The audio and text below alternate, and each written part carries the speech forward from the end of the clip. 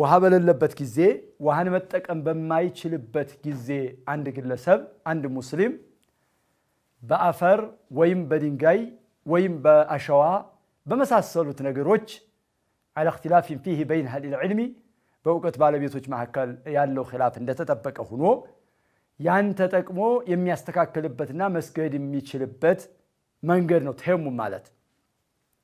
التيمم لغة القصد ተየሙም ማለት በቋንቋዊ ፍቹ በቋንቋ ደረጃ ማሰብ ማለት ነው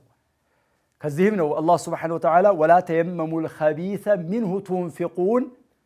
ولستم بآخذيه إلا أن تغمضوا فيه ይላል አላህ